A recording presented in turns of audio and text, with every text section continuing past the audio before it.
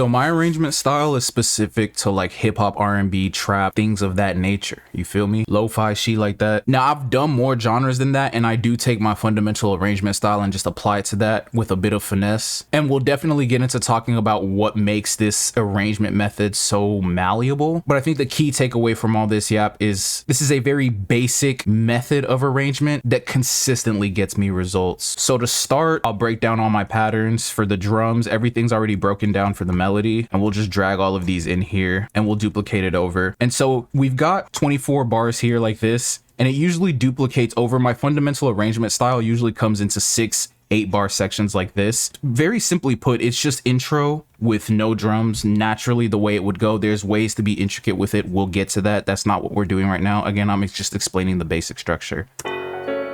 Simple stuff. And then the next 8 bars is gonna be, the next 16 bars after intro is going to be hook, or it could be verse, but it's going to be like 16 bars of something, and then another 16 bars of something here, and then 8 bars of bridge. And then this pattern right here begins to duplicate over and over again into a more robust and full arrangement over time. So it kind of looks like this. Again, hook and verse are interchangeable. And so it just gets into talking about how you would actually arrange these sections. So for the hook, I'd have more instruments and more building of tension because those sections tend to be just a lot in production. And that's nice because the way I arrange this melody, it builds up into these strings. So that's dope. I'll leave it like that. And so what I'll do is create like a build up with the drums. So I'll pull out the kick for here.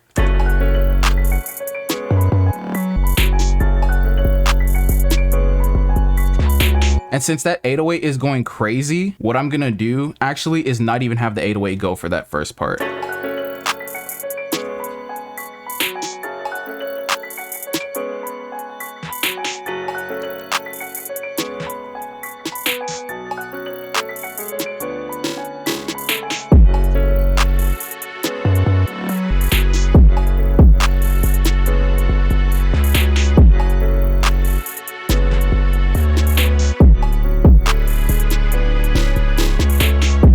And then as we get into this verse section, I think I want to pull out just everything that's like a low end sound and just let those kind of smaller drums rock for a little bit. And it'll be like very minimal with the melody with just those drums going without the kick and the 808.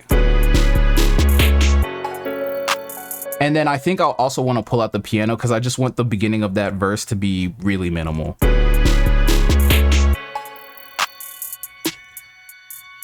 Okay, so maybe we can put halftime on that section to just kind of make things a little bit more mellow for that part.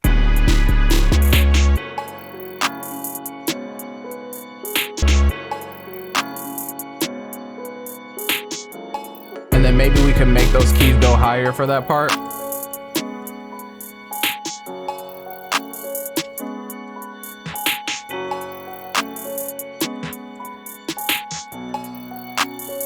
Then it comes back in for that second part of the verse, yo. So it's like 16 bars for the hook, 16 bars for the verse. And like verses could be even as short as 8s. They could be as long as like 24 or 32. Like the key is to make something that's like a template with clearly defined sections just based on your own style that the artist can kind of like use, kind of sort out on their own. Lay something down based on the arrangement, because at the end of the day you're not going to know how they're going to use it, so you just want to give them those clearly defined sections so they can just lay down their own creative idea. So with that being said, the bridge is where they can kind of do whatever they want. It could genuinely be like a bridge section. They could add it onto the verse and it'll just be like a change up in the flow of the beat. They could use it as like a pre-hook going into the hook or a pre-chorus or anything. It could be anything. So with that in mind, that's kind of like how I approach it. So the first thing I want to do is maybe pull out that kick. Maybe I want to pull out that secondary snare.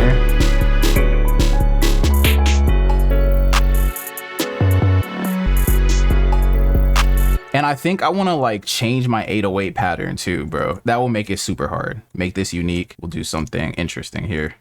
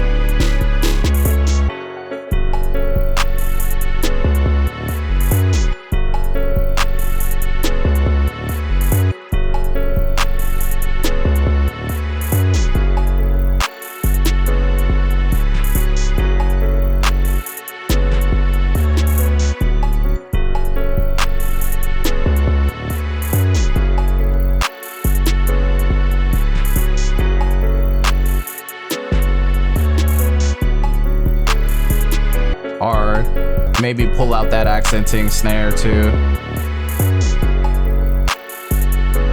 Oh, as a matter of fact, what if we bring the kick back in and it's just like low end going crazy on that melody?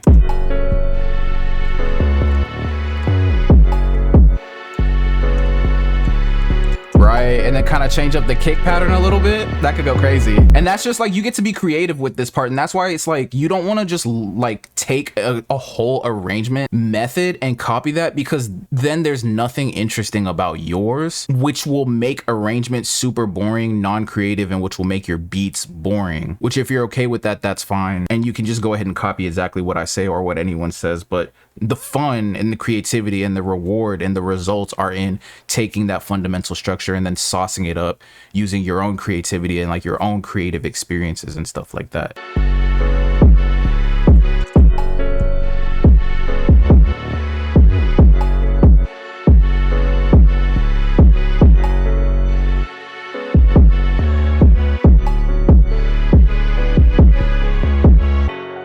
That should go crazy, gang. Maybe sauce up those strings with a little bit of band for band. I'm starting to have fun with it, gang. I can't lie to you.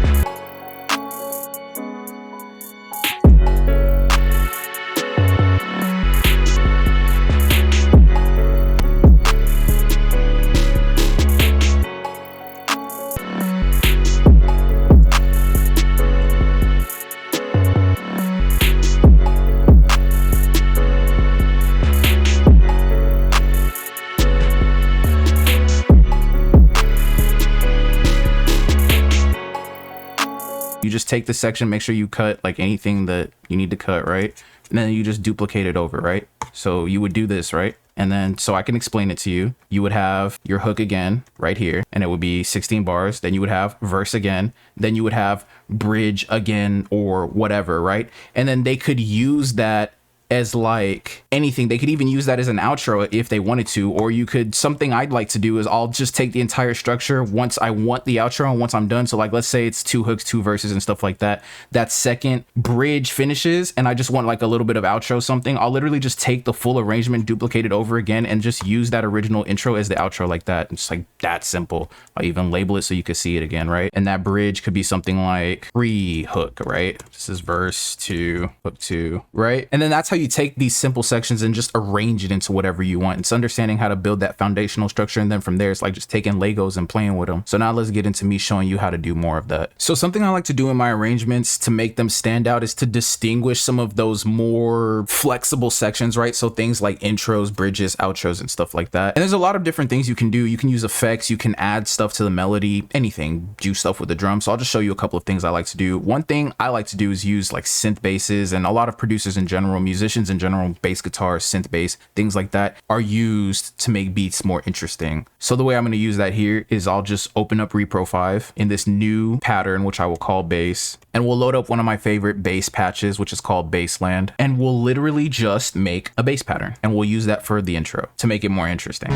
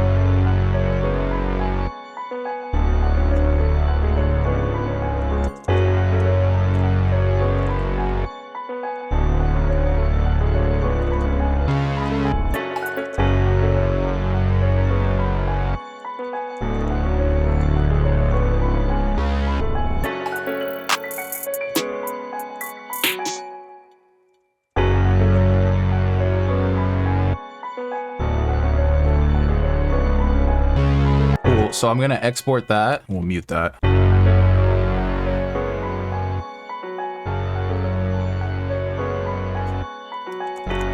We can mix it a little bit.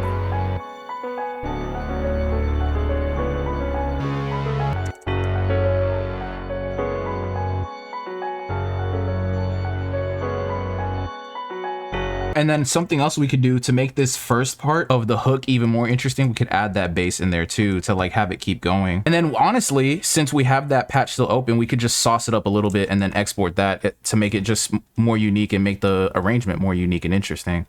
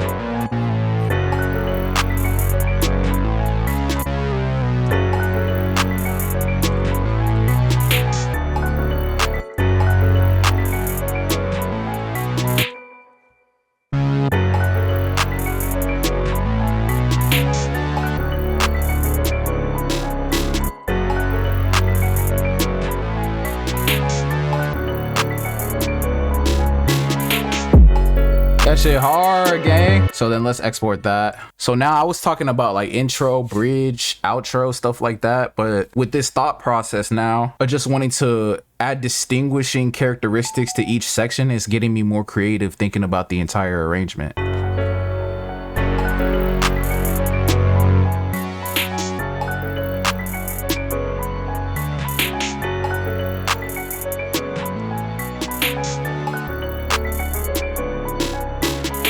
And then we can add this to like all the other hook sections too. And then so the next section I want to sauce up is the bridge. And honestly, I think I'm still going to use more synth bass there, and I'm going to do another pattern, but I'm also going to add some other stuff. But I'm going to start with the synth bass so I can go ahead and close repro. So for here, I think I'm going to do like a chord progression change, but since there's no chords, we'll just use the bass notes of what the chords would be. So we'll actually pull out the 808 for the first section. Okay, I think I know what I'm going to do, bro. This shit about to be hard. It'll drop back into the 808.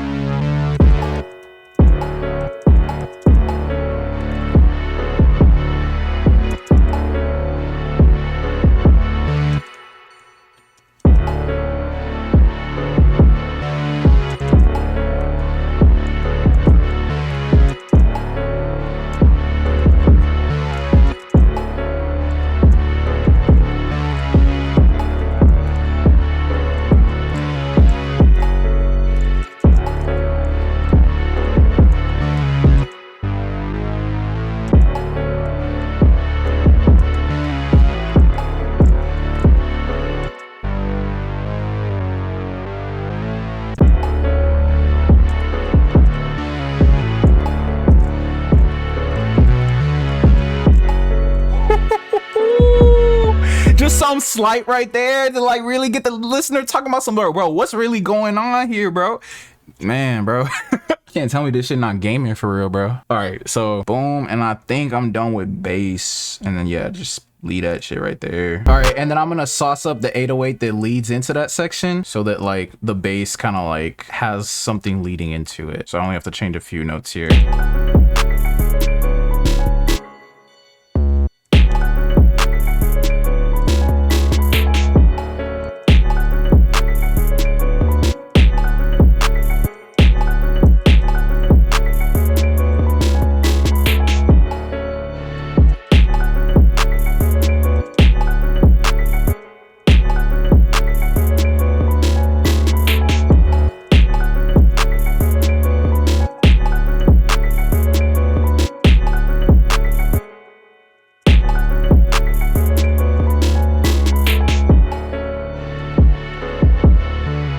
Maybe add some saturation to make that shit really rip.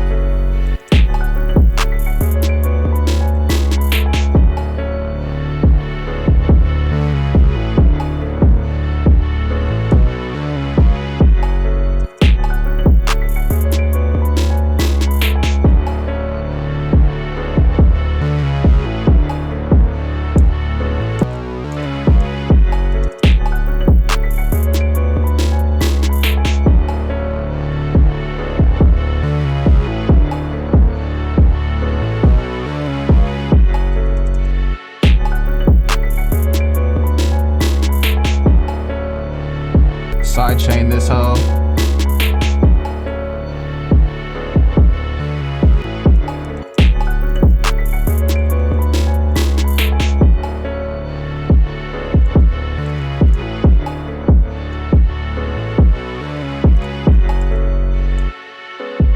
And then you could even add effects or something like that. And this beat is pretty full, so I'm only going to add one thing just for the sake of demonstration. And it's this air horn from Centerfold that I like to add a lot, bro. So it's usually like my go-to right here. And I think that will just go crazy with this bridge section. Gotta lower the volume. This is so loud.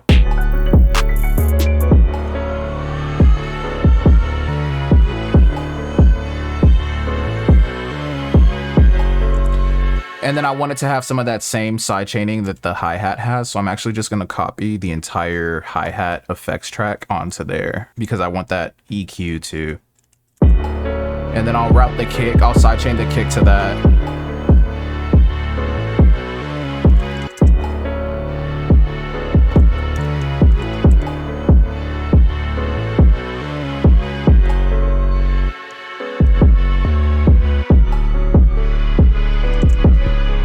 Crazy. And I still got more for you, gang. Lock in. So the next thing I want to talk about is beat cuts. And beat cuts is actually like a really good way to make your arrangements more interesting without doing too much extra. So that technically would have been the next thing I would have done after the basic arrangement. And you could really finish your arrangement just off of the foundational structure, which we talked about, and then just simple beat cuts. But y'all know I'm extra. I like to make extravagant beats, so it is what it is. That being said, I'm gonna show you how to make very simple beat cuts to make this arrangement interesting, and then you can take the concept, apply it to your workflow, and then get creative with how you end up using it from track to track. So that being said, getting right into it, I want to make this transition from the verse into the pre-hook a little bit more interesting, and I'm going to do that with the beat cut.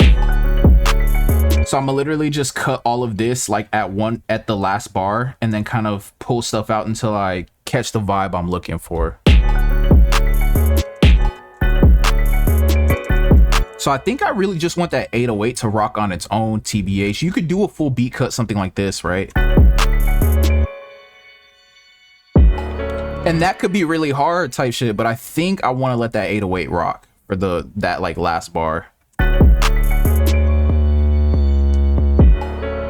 That's hard. I like that. So one more thing, since I wanted to like kind of go mute for a little bit, I'm gonna use my melody bus as a full composite for that melody to just make everything go silent for that brief second, and that'll sound like really dope. Yeah, right there. Boom, boom. Yeah, that's hard. And then I'm gonna pull that first kick.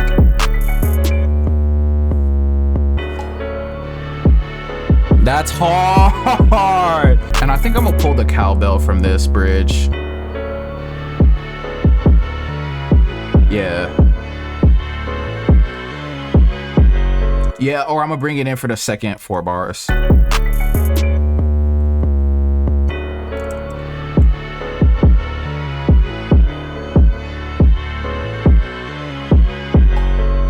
And then I think I want to do another beat cut like right here just to make the entire thing impactful, but this time it's only going to be a half beat or a half bar.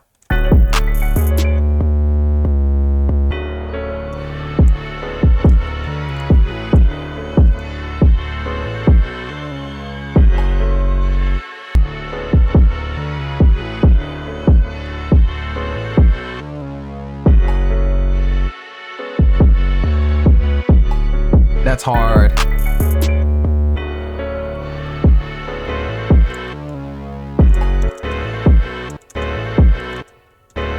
Yeah. And then do like a little pause right there with that bass.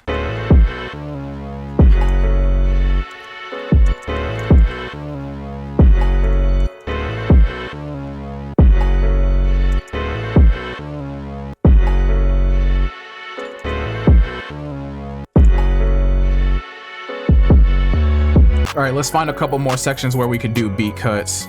I kind of like the way everything flows in. Maybe like a pause right here going into the verse.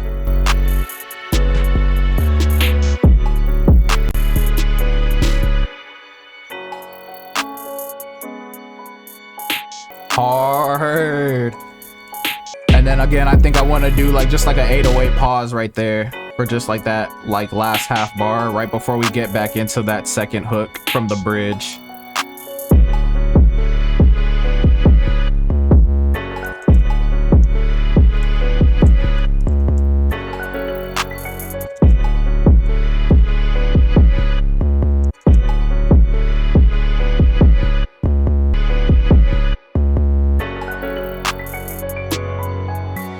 Okay, and the thing is, honestly, I could get even more intricate with this arrangement. I could get into turning this into something where I'm like, I don't even really care about the listenability. I just care about making something intricate that's fun for me. And I could get into just trying to do something deep with like a beat switch or something. So if you guys want to see like a part 2 where it's literally like, here's how to just absolutely spaz on arrangement if you want to, let me know down in the comment section below. But yeah, this is like all the information you need to make sure you're locked in with every single arrangement. So let's just give this final beat a listen real quick.